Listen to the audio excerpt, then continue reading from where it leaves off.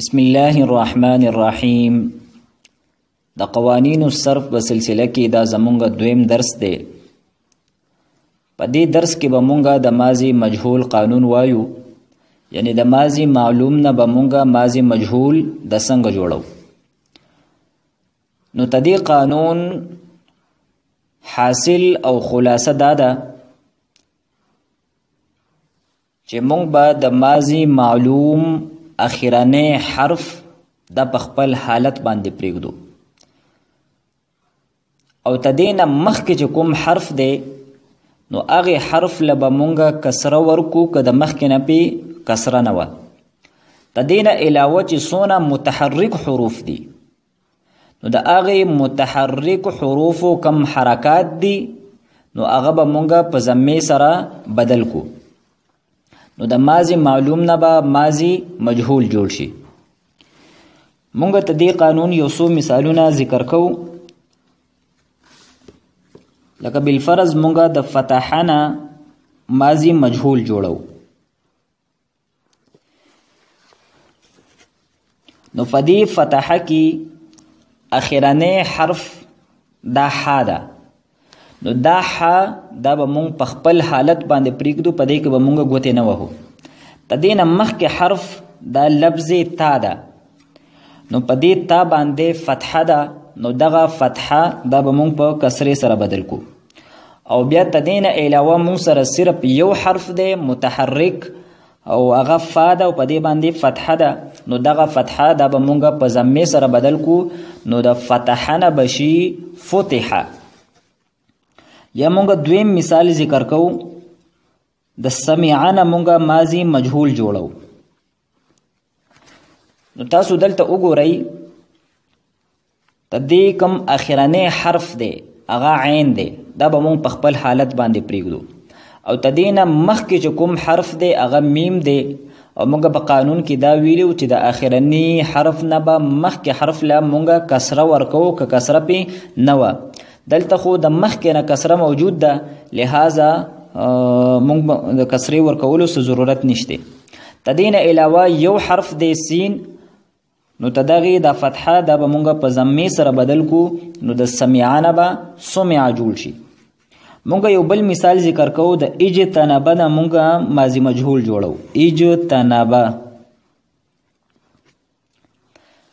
دلته تاسو وګورئ، نو په اجتنبه کې اخرنی حرف دا با ده. نو دغه با دا به مونږ په خپل حالت باندې پریږدو. د دې نه مخکې حرف راغلی دی نون، او دغه نون مفتوح دی، نو د دې د فتحه دا به مونږ په کسرې سره بدل کو. بیا مونږ په قانون کې دا خبره کړې وه چې د دې نه علاوه څونه متحرک حروف دي. د متحرک مطلب دا دی یعنی په هغه حرف باندې یا زبر وي یا پې زیر وي او یا پې پیش وي، نو دغه حرف دا متحرک ویل کېږي. او د دې په مقابله کې ساکن دی، یعنی هغه حرف چې د هغې د پاسه جزم وي یعنی غړوندې پې وي. نو دلته مونږ سره متحرک دو حروف دي، یو حمزه ده او یو جیم دی. په حمزه باندې کسره ده او جیم نه دی بلکې تا ده، او په تا باندې فتحه ده. نو د دغې حمزې د کسره به مونږ په ضمې سره بدل کو، او د تا د فتحه دا به مونږ په ضمې سره بدل کو، او چې کم ساکن حروف دي دا به مونږ په خپل حالت باندې پریږدو. نو د اجتنبه نه جوړ شو اوجو تونیبه. مونږ یو بل مثال ذکر کوو. مونږ د ضربنا نه ماضی مجهول جوړو. ضربنا دلته زمونږ سره اخرنی حرف دا با ده، او دلته دا خبره تاسو په ذهن کې یاد ساتئ، او اهمه خبره ده چې د اخرنی حرف نه مراد زمونږ هغه حرف دی چې کوم حرف د ماضی معلوم په لومبۍ صیغه کې وي. نو په لومبۍ صیغه کې کوم اخرنی حرف و نو د ضربه په ګردان کې هغه با ده. د دې نه علاوه چې دا نور کم حروف دي نو دا ضمیرونه دي.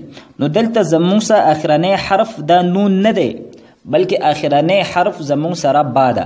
نو دا با دا به مونږ په خپل حالت باندې پریدو، یعنی مخکې نه ساکن ده، نو دا به اوس هم ساکن وي.